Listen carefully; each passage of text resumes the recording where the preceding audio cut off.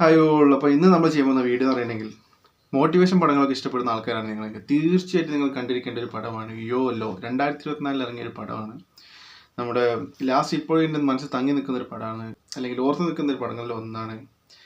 സൂര്യ പൊട്ടു, പിന്നെ ജെയ്സി, അങ്ങനെ കുറേ പടങ്ങളുണ്ട്. പക്ഷേ ഈ ഒരു സിനിമ ഞാൻ ഈ തമിഴ് എക്സ്പ്ലനേഷൻ ഉണ്ടാവലുണ്ട് നമ്മൾ ഓരോ സിനിമയെ കുറിച്ചുള്ള.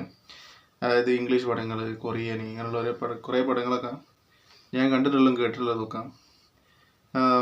ഈ മലയാളം എക്സ്പ്ലനേഷന്, അതായത് വലിയ പടങ്ങളെ മലയാളം കഥ വിവരണം ഉണ്ടാവും.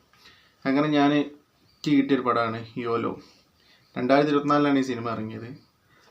ചൈനീസ് പടമാണ്. ഇതിൽ അഭിനയിച്ച നടീൻ്റെ പേര് ജിയാലിങ് എന്നാണ്. ഡയറക്റ്റ് ചെയ്തതും ജിയാലിങ് തന്നെയാണ്. അപ്പോൾ ഈ സിനിമയെ കുറിച്ച് ഞാൻ പറയാൻ കാരണം എന്ന് വെച്ചിട്ടുണ്ടെങ്കിൽ, ഈ സിനിമേൻ്റെ അകത്ത് ഈ നടി എടുത്തിട്ടുള്ളൊരു എഫേർട്ട് ഉണ്ട്. അത് ഈ സിനിമേൻ്റെ അകത്തുള്ള കഥാപാത്രത്തിൻ്റെതും റിയാലിറ്റിയിലും ചെയ്ത കാര്യങ്ങൾ അത് സമ്മതിച്ചു കൊടുക്കാൻ വേണം. അങ്ങനെയാണ് ഈ കഥ പോകുന്നത്. ഈ പടം കണ്ടാൽ നിങ്ങൾക്ക് തീർച്ചയായും മനസ്സിലാവും. അതിൽ ഐക്കോണിക് ആയിട്ടുള്ളൊരു സീനുണ്ട്. ഇത് വേറെ ലെവലിൽ എന്ന് പറഞ്ഞിട്ടുണ്ടെങ്കിൽ വേറെ ലെവലാണ്. അപ്പോൾ നിങ്ങൾ ഒരു മോട്ടിവേഷൻ പടമൊക്കെ കാണാൻ ആഗ്രഹിക്കുന്നുണ്ടെങ്കിൽ ഈ സിനിമ തീർച്ചയായിട്ടും കാണണം. IMDb റേറ്റിംഗിൽ ഈ പടത്തിന് 10ൽ 6.9 അങ്ങനെ ഉള്ളൂ, 6.9 ഉള്ളൂ. പക്ഷേ ഈ സിനിമ കണ്ടു തീരുന്നേരം നമ്മൾ മനസ്സുകൊണ്ട് തീർച്ചയായിട്ടും അതിന് 10ൽ 10 തന്നെ കൊടുക്കും.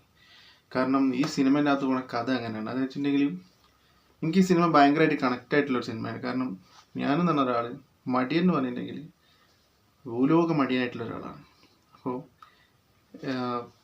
ഈ സിനിമയിലുള്ളത് കഥാപാത്രം എന്ന് പറഞ്ഞിട്ടുണ്ടെങ്കിൽ രാത്രി ഉറങ്ങും, രാത്രിയാവുന്നു, രാവിലെ ആവുന്നത്, വീണ്ടും രാത്രിയാവുന്നു, രാവിലെ ആവുന്നു, രാത്രിയാവുന്നു, രാവിലെ ആവുന്നു, ഇങ്ങനെയുള്ള ലൈഫാണ് ഇതിനകത്തുള്ള ഈ നായികക്ക് നടക്കുന്നത്.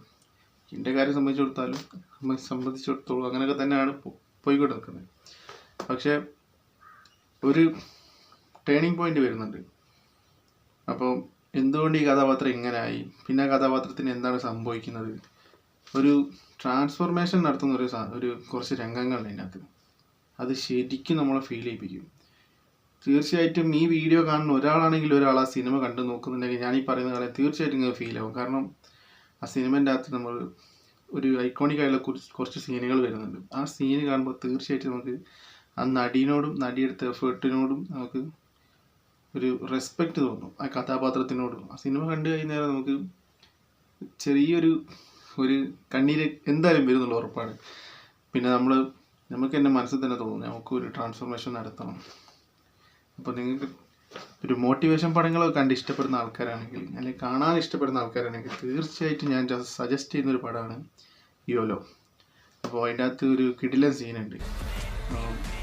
ആ സീനും കൂടി ഞാൻ അതിനകത്ത് വെച്ചുതരാം. യൂട്യൂബിൽ അവൈലബിൾ ആണ് ഈ പടം. യോലോ ടൈപ്പ് ചെയ്ത് അത് കിട്ടും. അതിന് ഇംഗ്ലീഷ് സബ് ടൈറ്റിലായിട്ട് പടമുണ്ട്.